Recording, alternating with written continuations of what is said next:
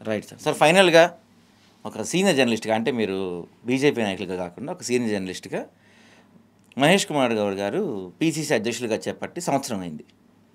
So Congress party అధికారంలోకి వచ్చిన తర్వాత ఆయన అధ్యక్షులుగా నియమితులయ్యారు. సంవత్సరం కంప్లీట్ అయింది. మీ దృష్టిలో ఈ సంవత్సరంలో పీసీసీ అధ్యక్షులుగా ఆయనకి ఎన్ని మార్కులు ఇస్తారు?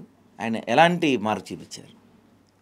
అంటే మహేష్ కుమార్ గౌడ్ గారు పీసీసీ అధ్యక్షుడు అవడం అన్నది చాలా మంచి పరిణామం. మంచి అంటే ఇంకా ఆయన చేయగలిగినటువంటి శక్తి ఉన్నది ఆయనకు.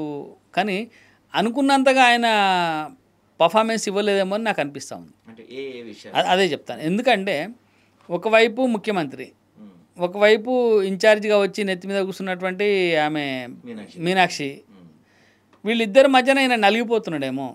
ఈయన టీమును కూడా వేసుకోలేకపోయింది కనీసం. ఇప్పుడు టీము జంబో జెట్ టీము 80 మంది ప్రధాన కార్యదర్శులు, అసలు ఎవడన్నా ప్రధాన కార్యదర్శుల్ని 72-80 మందిని ఎవడన్నా పెట్టుకుంటాడా? అంటే అంతకుముందు కూడా పీసీసీ అట్లనే ఉన్నది. అసలు నీకు సహాయ కార్యదర్శులు అయితే లెక్కనే లేదు. 120 మంది 130 మంది ఎంతమంది అంటే ఈయన ఒక పీసీసీ కార్యవర్గ సమావేశం పెట్టుకోవాలంటే ఒక ఫంక్షన్ హాల్ బుక్ చేసుకోవాలి. ఆ పరిస్థితులలో వేసుకున్నాడు. సరే వేసుకున్నాడు. ఇప్పటిదాకా డీసీసీలను మార్చుకోలేదు. సంవత్సరం అయింది.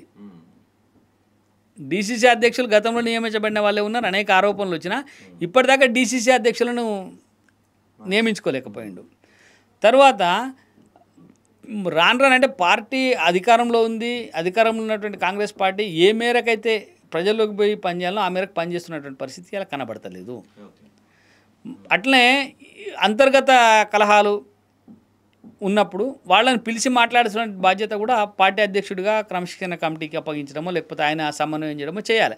కానీ ఎక్కడ స్వతహాగా ఆయన ఒక నిర్ణయం తీసుకొని పనిచేస్తున్నట్టు ఎక్కడ కనబడతలేదు. అందుకనే అనుకున్నంత మేర పని చేయట్లేదేమో అని అనిపిస్తున్నది అని చెప్పి అనాల్సి వచ్చింది.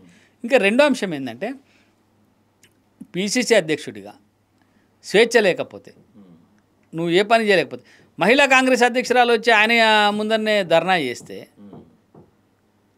ఇప్పటికీ ఆమె మీద నువ్వు చర్యలు తీసుకోలే, కొత్త కమిటీలను పెట్టుకోలే. నీకు పీసీసీ అధ్యక్షుడు అయినావు కానీ నీ మహిళా కాంగ్రెస్ లేదు, కిసాన్ కాంగ్రెస్ లేదు, లేకపోతే యూత్ కాంగ్రెస్కు ఇట్లా గతంలో ఉన్నోళ్ళు ఉన్నారు. నువ్వు కొత్తగా టీం వేసుకొని చేయాల్సినంత పర్ఫార్మెన్స్ చేయలేదనేది ఒకటి అనిపిస్తూ ఉంది. ఇంకో అంశం ఏంటంటే ప్రజలని అట్రాక్ట్ చేయడంలో, అంటే ఒక పీసీసీ అధ్యక్షుడిగా ఈయన కావాల్సినంత ఫోకస్ అయితలేడు అనేది కూడా స్పష్టంగా అర్థమవుతా ఉంది. అంటే ఎంతసేపు రేవంత్ వెనుకనో మీనాక్షి వెనుకనో నడవడం కంటే అసలు ఆమె ఇన్ఛార్జ్ అంటే ఈయన తర్వాత ఉండాలి. ఆమె పార్టీ అంతర్గత వ్యవహారాలలో జోక్యం చేసుకుంటుంది, ప్రభుత్వ అంతర్గత వ్యవహారాలలో జోక్యం చేసుకుంటుంది, పాదయాత్రలు ఆమెనే చేస్తుంది. అసలు మీనాక్షి నటరాజన్ గారి పాదయాత్ర అని చెప్పి పెద్ద ఎత్తున వచ్చిన తర్వాత, ప్రజల నుంచి నిరసనలు వచ్చిన తర్వాత, మిగతా ప్రతిపక్షాలు విమర్శించిన తర్వాత అప్పుడు మేల్కొని లేదు ఆమెది కాదు నా పాదయాత్ర అని చెప్పి పీసీసీ గారు చెప్పుకున్నటువంటి పరిస్థితి మనకు కనబడ్డది కదా. అంటే ఇవన్నీ చూసినప్పుడు ఆయన చేయాల్సినంత మేర పర్ఫార్మెన్స్ చేస్తలేరేమో అనేది నా అభిప్రాయం.